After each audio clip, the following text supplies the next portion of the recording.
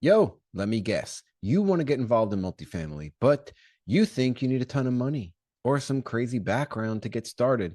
I have got news for you. I didn't have either of those. I had hustle, I had a mission, and I had to get creative. So, in this episode, for those people who I discouraged on last episode of how much work it is, I'm going to break down today how I got brokers to take me seriously before I ever closed a deal and how I locked in equity in a deal without using my own cash. And this one is for you, my peeps, the underdogs. Let's talk about the truth, though, about starting with nothing. So, W-2, barely scraping by, no nest egg, etc. I realized I couldn't wait until I had money, quote unquote, right? I had to start where I was. I decided that I would be the guy who hustles for the deal and earns a piece of the pie.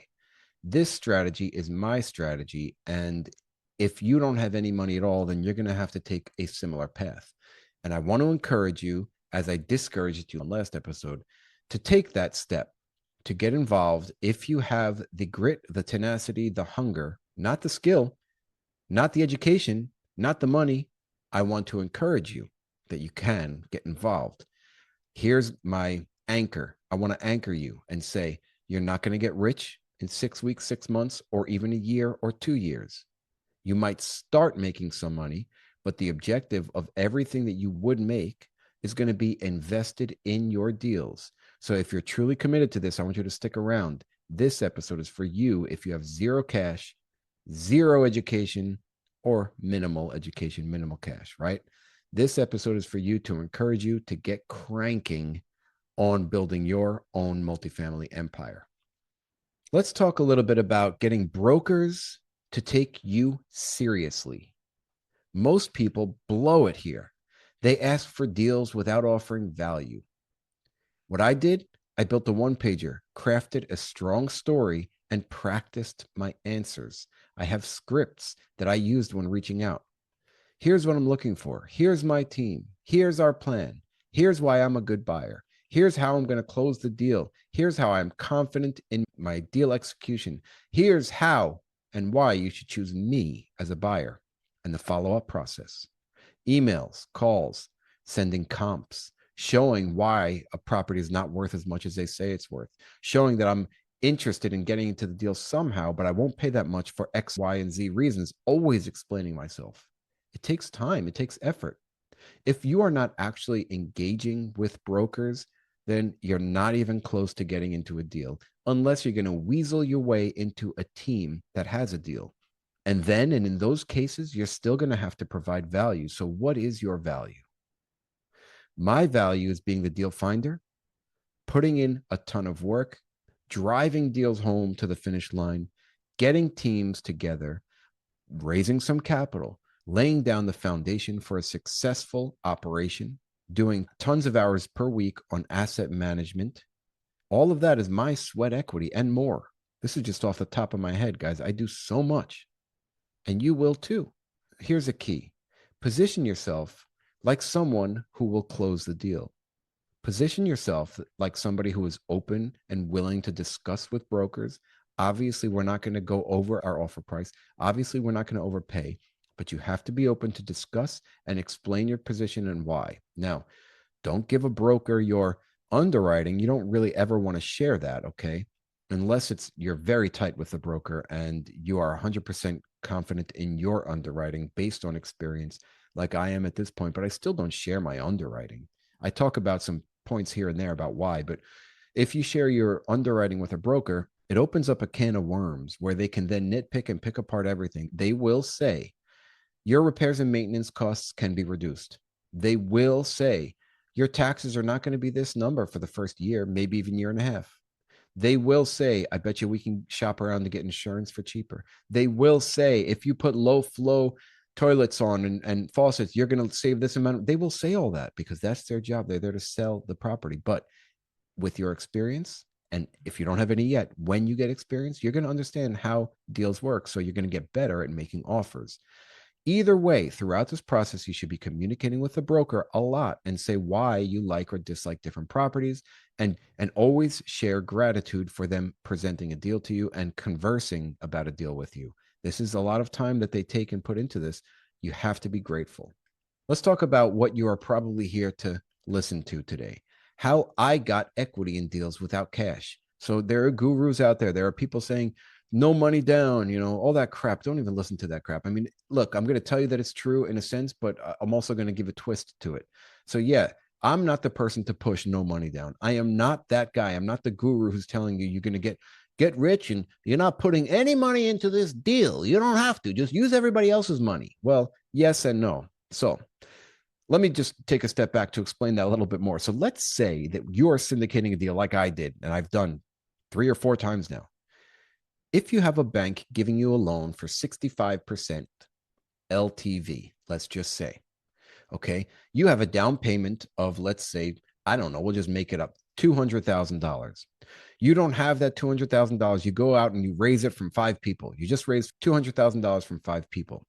You don't have any money in the deal. So you just got a bank loan and you raise the rest of the cash from other people and you're giving them a preferred equity, a preferred return of, let's say, 7%. So you're paying the bank 7%, you're paying the investor 7%.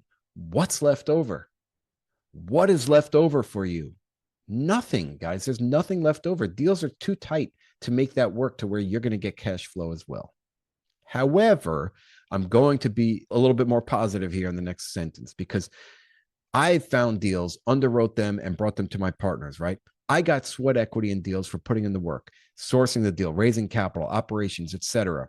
Now, in doing so, I get a cut of ownership. So what I have to do in that scenario now is work hard enough to ensure that we beat our return projections and we pay our investors, we pay the bank, and there's some left over for me.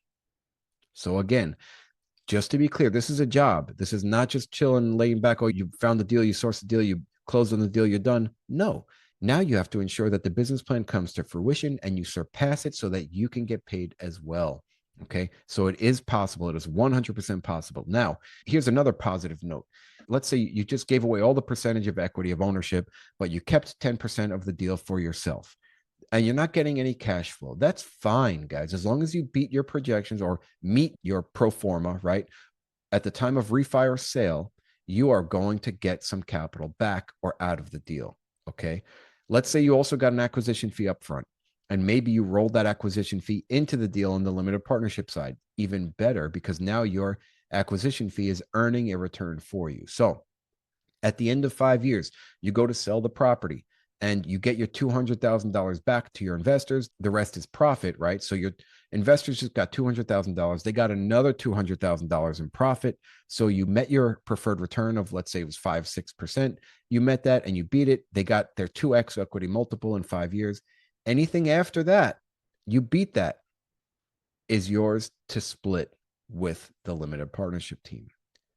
Okay. It's not yours to keep, it's yours to split, typically through a waterfall structure or whatever. So let's take a scenario again. You got your investors in for $200,000. You got an acquisition fee, let's call it $5,000. So now you're part of that $200,000 bucket of capital that's gaining a return. So you get, your 5% preferred return on that $5,000 that you invested. And at the end of the 5 years, it actually turned into $10,000. So you get $10,000 out of the deal. All of your investors have paid off. And now there's, let's say, $100,000 left. Excellent.